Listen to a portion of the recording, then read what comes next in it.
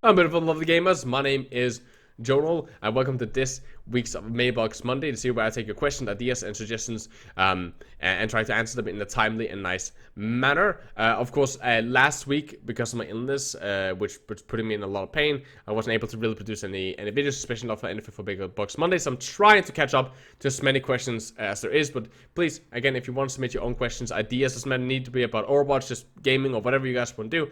Our Discord server, which now has a spooky Halloween theme, link down in the description where you guys can ask. There's our own channel called #MailboxMonday. It's really great. You guys can ask questions there, and I will try to come and answer them as fast as I can on the next episode and so on. As always, I need to do this. I need to kind of add in my own ads and my own kind of sponsorship promotion stuff. To try to pay some of my student loans and whatnot is going to happen here as I'm living as a student. If you want to hire me as a private coach, if you want to improve, rank up, and get better at the game, doesn't matter if you're bronze or 500. As long as you have the drive to rank up and get better at the game, you should hire me as a private coach. It's 50 euros for a 2-hour session. Hit me up on our Discord server, which is linked down below, and well, we can get started on working on you and making sure that you become the best version of yourself in Overwatch. Now, let's get on to the questions. Thank you for sitting through that. It's just I need to promote myself sometimes. Of course, a like on the video helps against the YouTube abusive algorithm, and subscribing to the channel, of course, helps growing my subscriber count. I know, if you subscribe to my channel, you increase my subscriber count by at least 1. It's amazing. So Spooky Hole comes with the golden and the best question of the day, and that is, do you think that Overwatch will have a renaissance? Will a renaissance ever exist in Overwatch? Meaning there's no balance problems, there's more players, and less toxicity. And there won't be as much as an issue. Like, toxicity won't be as much as an issue. No, I don't think that will ever happen because... Okay, balance, define what a balance problem is. So, is it like one hero is too strong? There will always be something that is broken, or like the strongest or the best meta pick, because that's what meta is.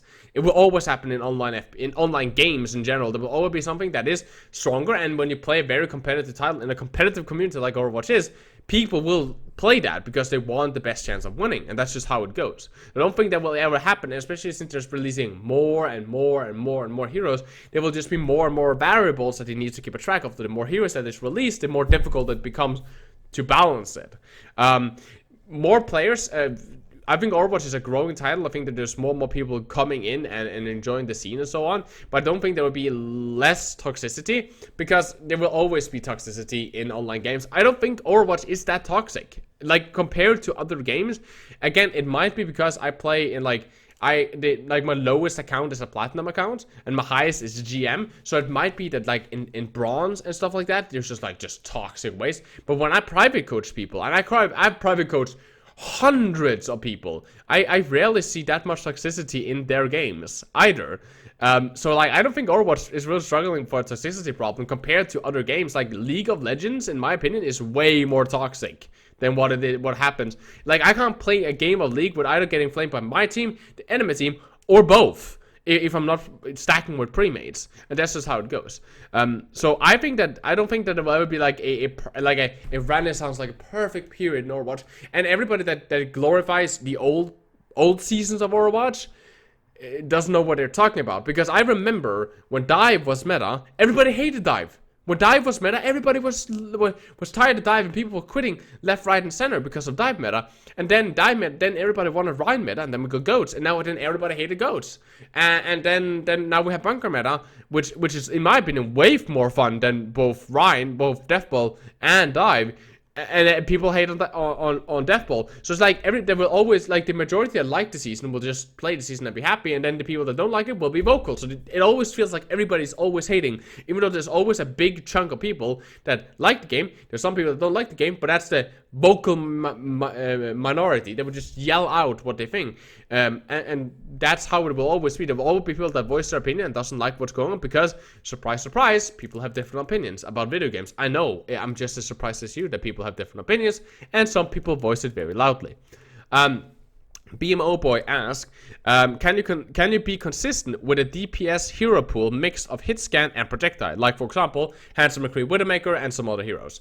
Yes, you definitely can. And what people need to understand, and this such a confusing thing, that it happens a lot in Overwatch, but I don't see that much when I talk with other people from other games. Maybe because there's not as much of difference between projectile and hit scan. There's a very fine line in Overwatch, like this is projectile and this is hit scan. Deal with it, right? Is that if you want to be good at FPS or aiming in Overwatch, or aiming in general, you need to hit scan aim.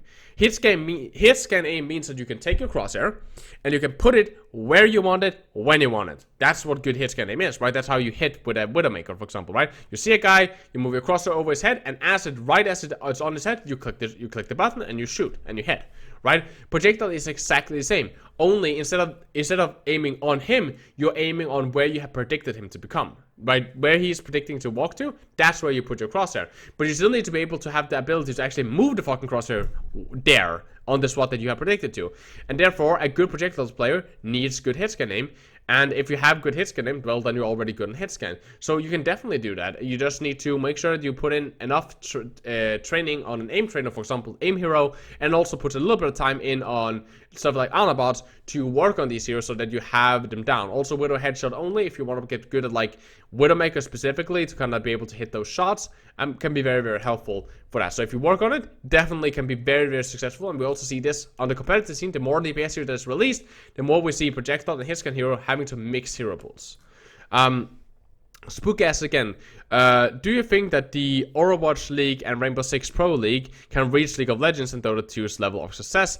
And do you think that they will last as long as them, and why? I think that is completely possible. I cannot speak for Rainbow Six Siege Pro League. That's somebody that, if you know more about that scene than I do, like viewer counts or anything about how the scene is even looking, like if it's healthy or not, comment section, please, because I know nothing about it. I play Rainbow Six Siege, I love Rainbow Six Siege, but I don't know much about their pro season, their pro league, their pro stage. What I do know about it is that the Overwatch League is growing, it's big, it's attracting a lot of investors and like getting a lot of money and sponsorship, which is the only thing the companies that host the tournaments are doing. And there is like all these like centralized, really good tournaments. All the Overwatch League broadcasts are getting good viewers. And that's the important part. The franchises are making money, the league is making money. And because of that, I think there's a growing scene for Overwatch. Overwatch is partnering up with every single brand possible imaginable that actually wants to.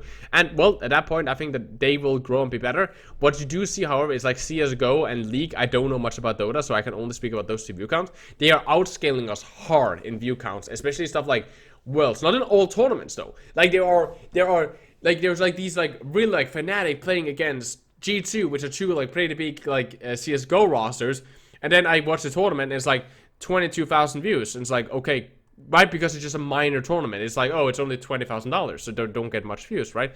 Like the big tournament, CS, like the major get massive views, right? And League generally get a lot of views, especially stuff like Worlds, which is now qualified for Worlds. They get a lot of views, especially World views that is not from Twitch. They get from their Chinese broadcaster, because League is very huge in China. And yeah, of course, they are old fucking game. I think that they will outscale us. They are outscaling us right now. I think, however, that over time, the both Overwatch League and Rainbow Six Siege will get stronger, continue to grow, get good view counts, and continue to have a healthy and driving esport. I think that there are enough. There's a reason that Overwatch League specifically are marketing the way that they are. They know how much money they are making. They know how much profit they're making, and therefore they will continue to support the esports. So I think that 110% that they will continue to drive. But again, it takes time. Remember how old League is. Remember how old CS is. This shit takes time. I cannot speak about the Pro League for Rainbow, but I can talk about this. I think Overwatch League and Overwatch in general is one of those esports that is just here to stay. And you can go off this from watching other smaller esports scenes that has way lower view counts, especially in the West, but still has a lot of prize pool, a lot of team, and it can continue to drive. And again, you don't need to be the best. And this is what I don't understand. Like, oh, Overwatch League only had and concurrent 210,000 viewers. Oh, that's so low. Like, what is even wrong with you? You didn't even break 500,000. It's like 200,000 viewers live is still really fucking good. That's still really fucking good. And I think that, like, I just get tired of hearing people when they're comparing it to CS and League, because you cannot compare old, hard school, really foundational esports as like the esports, League and CS, or like the fucking esports. You cannot compare that to the new kid on the block, which is Overwatch. Even though it's been out for a while, they are still really new comparatively. And I think that that's just an unfair comparison. To Lacey ask, How would you feel about things like competitive queue, where you put a preference of what type of map you want, for example, Tuesday P or escort, and then just a normal queue with no preferences if you want a faster queue? I think this could work. I think this is one of those things that could work. Again, it would extend queue times a lot, which I personally don't like, and I think that it would alien some of the play base. And I like the fact that one of the things, it also thinks it would create a bigger divide between solo queue and rank queue. Like you want the esport to represent what the competitive mode looks like. You don't want the esport to look something that is not representative of the competitive mode.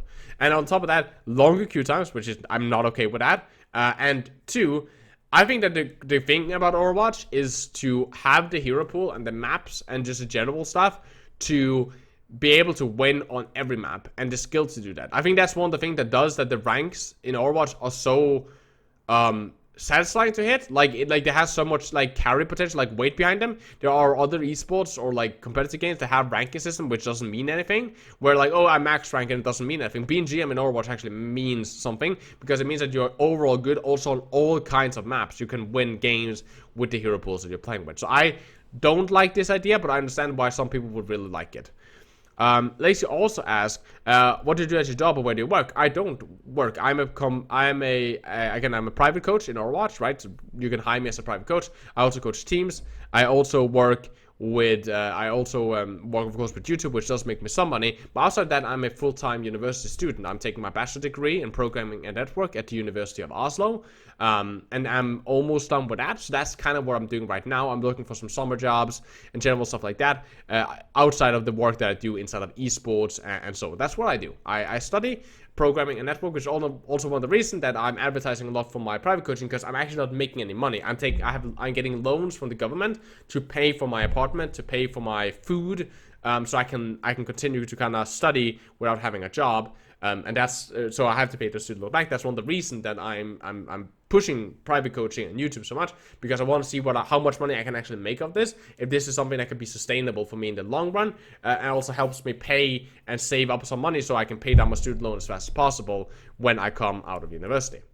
Kirby Boy asked, I do believe this is the last question of the day, what qualities do good coaches have from your experience? I think I've answered this question before. I'm not sure. I tried to backtrack due to my illness and me being gone for so long. I tried to backtrack questions to just make sure that I cover questions that I missed while I was ill. A good qualities that a coach have, I think, is the easiest thing is being able to teach people generally what the problem is, like what they're doing wrong, and how to fix them on a general matter, without hanging themselves up in small details that does not matter. I think that's some of the best thing. And being able to talk to the guy and have an impact on that individual, because people learn different ways. There's some people that I do nothing else, that I almost only do the VOD review with, where I watch entire VOD with the guy while I'm doing theory crafting, while I'm sometimes pausing and then pointing out theory crafting what you should have done.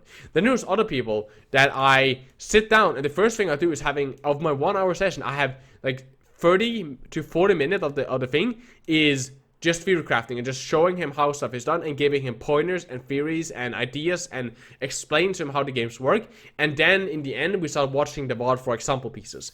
People learn in different ways, and people need different approaches to understand and learn. And being able to, especially as a private coach, being able to identify that okay, right now I'm doing a lot of theory crafting, and this does not seem that this is biting on him, even though he's not saying that it's not biting on him. It doesn't seem like this is biting on him. Okay, let's swap this over to more VOD review. Let's make this more practical. Okay, let me start showing him stuff in-game, which can be more relatable, right? Let's start doing that. Like being able to be that adaptable, and again, being able to do it generalized. So it's not just, he doesn't just know how to win Horizon against this team composition while he plays this team composition as that hero, where it's more like, okay, he understands now how in general to play the hero that he was playing, and how to generally be good at that hero, and how to abuse multiple maps and abuse it against multiple team composition, no matter really what they're playing, and give him that understanding. I think that's some of the most important things that a coach can do, having that flexibility to be able to both teach and make it generalized enough so that you don't try to just give him a step-by-step plan on how to execute stuff, because that is so specific and so centralized that you won't be able to implement it in a proper match. So yeah, again, like on the video helps against the abusive algorithm, which just suppresses stuff. The same goes for a comment. Just commenting and liking videos, it does that. The algorithm likes the video more and will promote it more because you have interacted with it. It's stupid, but that's how it goes.